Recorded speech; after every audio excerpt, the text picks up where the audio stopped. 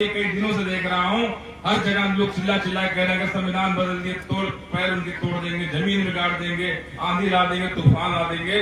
अरे मेरे बेवकूफ समाज के लोगों, मेरे भोलाराम, वो संविधान की जो पहली प्रस्तावना है और जो पहली उद्देशिका है, जिसमें लिखा हुआ है कि जो भी यहाँ पे सरकार इस देश में, इस प्रदेश में बनेंगी, जो भी यहाँ के सरकारें जनता की वोटों से बनेंगी, वो इस भावना से काम करेंगी कि वो लोग प्रभुत्व संपन्न होंगे, वो लोग धर्म निरपेक्ष होंगी, वो लोग पंथ निरपेक्ष होंगी, वो लोग समाजवादी सोच की होंगी, वो लोग लोकतंत्रात्मक गणराज्य की भावना से यहाँ के नागरिकों के लिए काम करेंगे और यहाँ के नागरिकों के लिए वो उनको छूट देंगी कि वो अपने विचार, अभिव्यक्ति, धर्म और उपासना की स्वतंत्र रूप से यहाँ पे जी पाए, रह पाए।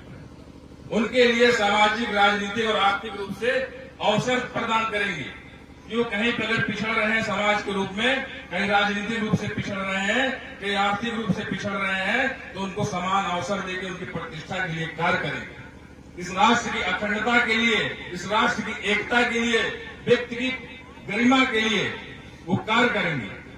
लेकिन क्या इन 77 सालों में आजादी के बाद भी यहाँ की सरकारों ने इन सब में से कोई चीज की है? तो आप किस चीज की चिंता में हो? जब वो पहला पेज है, पहला पन्ना, जो पहला उद्देशिका है, जो पहला प्रस्तावना है, वही इस देश में लागू नहीं है, तो पूरे संविधान का आपने ठेका किस उद्देश्य लिया?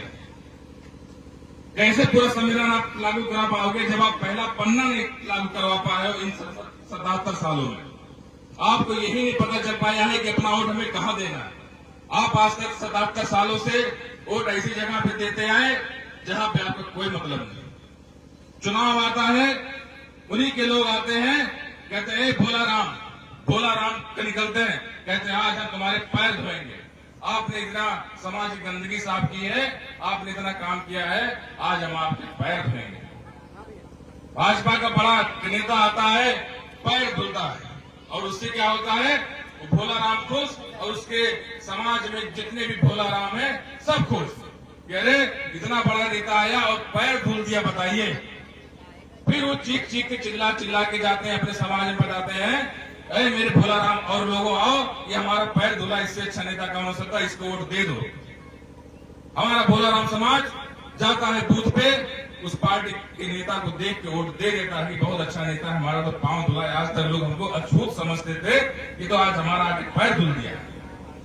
और जब वो नेता जीतता है तो 5 सालों तक बिना सरफ साबुन को 5 सालों तक वो इस शोषित उनकी समाज को, इस भोलाराम समाज को धुलता रहता है। और ये भोलाराम समाज 5 साल तक छाती पे हाथ मार मार के दहाड़े रोता है और फिर कहता है साहब गलती हो गई, अब वोट ना देंगे। फिर 5 साल होता है, फिर कहते हैं तब की तो पैर धुले थे, अब की बार ऐसा कौन सा परपंच हम रचे कि भोलाराम समाज खुश हो जाए। फिर कहते हैं ऐसा है सबसे गरीब भोलाराम चुनते हैं, सबसे गरीब झोपड़ी दिखते हैं, कहते हैं आज तुम्हारे यहाँ बड़े वाले नेता आएंगे, बड़ा टीका लगाते हैं, बड़ा सेहत तंदुरुस्त है, सब कुछ है।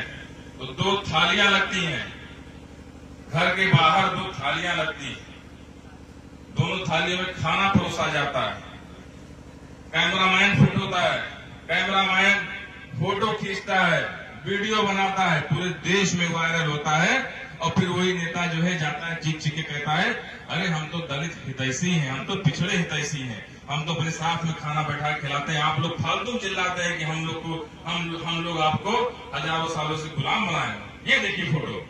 फिर वही भोलाराम समाज देखता है, अरे सही बात, ये तो खाना बैठ के साथे खा रहे, फालतू खा रहे, हमको लोग, हमारे लोग आते हैं चिल्लाते हैं कि नहीं हम लोग पिछड़े हैं, बैकवर्ड है, ये है, हुआ फलाना ढिमाका। फिर वो जाके वोट दे देता है। फिर 5 सालों तक वो उसी थाली में छेद करता रहता है, कभी आपकी दाल गायब होती है, तो कभी आपका चावल भात गायब होता है, कभी आपका सब्जी गायब होता है, और कभी आपको नमक के लिए तरसना पड़ता है, कभी आपको प्याज के लिए तरसना पड़ता है, कभी टमाटर के लिए तरसना पड़ता है। लेकिन तब भी आप लोग 5-4 सालों तक तो रोते हैं। फिर 5वें साल कुछ ना कुछ वो लाके 2000 रुपया, 1000 रुपया एक खाते में डाल देता है, आपको लगता है कि मेरे सब दुख दर्द कट गए। अरे 1000 रुपया ना तो पढ़ाई हो सकती है, ना लिखाई हो सकती है, ना तो पेट पल सकता है, तो आप उससे कैसे खुश हो सकते हैं? आपके इस धन धरती राजपाट में, इस भारत के आप जो 90% आपका ये समाज है, दलित पिछड़े मुसलमान आदिवासी भाई हैं, आपका इसमें अधिकार है। और आप जो है उस 10 रुपये में खुश हो जाते हैं, सोचते हैं कोई बात नहीं, 90 रुपया वो रखे, 10 रुपया तो मिला। अपनी आपकी सोच बढ़ानी, आपको ये समझने की आवश्यकता है कि बाबा साहब और माननीय काशीराम साहब ने अपना खून पसीना क्यों जलाया था इस समाज के लिए। आपको ये समझने की आवश्यकता है कि ये प्रोग्राम, ये मीटिंग किस लिए की जाती है। आपको ये समझने की आवश्यकता है कि राजनीतिक रूप से और सामाजिक रूप से सशक्त होने के लिए क्या विद्याएं होती हैं। बहुत बड़ी बड़ी बातें, बहुत उस चीजें करने से कुछ नहीं हो सकता। अगर हमें कुछ करना है, अगर भाई चंद्रशेखर आजाद जी को मजबूत करना है, अगर उन पे चले गोली का जवाब देना है, तो इस लोकतंत्र में आपको वोट से जवाब देना होगा। और उस वोट से जवाब देने के लिए आपको आजाद समाज पार्टी काशीराम को इस जनपद सुल्तानपुर में मजबूत बनाना होगा। आपको बूथ तक पहुंचना होगा। यहाँ पे जितने भी हमारे पदाधिकारीगण हैं, जितने भी सदस्य हैं, जो भी हमारे माताएं बहनें सुनने के लिए यहाँ पे आई हैं, उन लोगों को भी इस संगठन को, इस पार्टी को मजबूत करने के लिए अपनी कमर कसनी होगी, अपना बड़प्पन दिखाना होगा, अपना बड़ा दिल करना होगा। तब जाके ये समाज जब एकत्रित होगा, तो फिर ये समाज कल को वही वोट के रूप में जो अपने नेता को उस कुर्सी पे बैठाएगा, तब वहां से न्याय होगा, तब वो असली न्याय होगा। और तभी जब जाके हमारा नेता संसद और विधानसभा में कहेगा जय भीम, तब आप लोग का सीना यहाँ पे चौड़ा होगा कि वहां पे कोई हमारा जो है लाल है, उस जो है उसमें कोई हमारा बाबा साहब का बच्चा है, कोई काशीराम साहब का बच्चा है, जो वहां से आके जय भीम दहाड़ रहा है। जिनको आप जिताते आए, किसी की इतनी हैसियत या हिम्मत हुई है कि उन्होंने जाके वहां पर संसद या विधानसभा में कोई जय भीम कह पाया हो? क्यों नहीं कह पाए? तो कभी आपने उनसे सवाल किया कि भैया तुमको 5 साल जिताए थे, तो हमारे लोगों को हत्याएं, लूट और बलात्कार और शोषण होता रहा, तुम चुप रहे, लेकिन तुम कभी आके कम से कम जय भीम ही कह देते, तब भी हमारा जो है दिल खुश होता। लेकिन वही कहानी है कि भोलाराम समाज नए नए हथकंडों में फंस जाता है। जैसे चुनाव आता है, तुरंत एक स्वादिष्ट भोजन आपके सामने रख दिया जाता है, और आप पिछला जितने दिन आप भूखे रहे वो आप भूल जाते हैं कि इतने दिन हम भूखे भी थे, और आप उस दिन स्वादिष्ट व्यंजन खा के सो जाते हैं, सुबह जाके वोट ठोक आते हैं। और फिर आगे 5 सालों तक ऐसे ही हम लोग सामाजिक जागरूकता सम्मेलन करते रहते हैं, और 5 सालों तक वो लोग ऐशो आराम करते रहते हैं और हमारे समाज को खोखला करते रहते हैं। तो ये सामाजिक जागरूकता सम्मेलन अगर किया गया है, तो इस सम्मेलन का महत्व समझिए। इस सम्मेलन का आप लोग यहां से जाइए तो सीख के जाइए कि यहाँ पे आजाद समाज पार्टी काशीराम की स्थापना क्यों हुई, भाई चंद्रशेखर आजाद जी को हम लोगों ने अपना नेता क्यों माना है। बहुत जमाने से, बहुत दिनों के बाद, माननीय काशीराम साहब के जाने के बाद इस शोषित वंचित समाज, इस गरीब पिछड़े समाज में एक उम्मीद जगी है, एक आस जगी है कि हम लोग भी सफेद कपड़ा पहन के, कलश चढ़ा के नेता बन सकते हैं।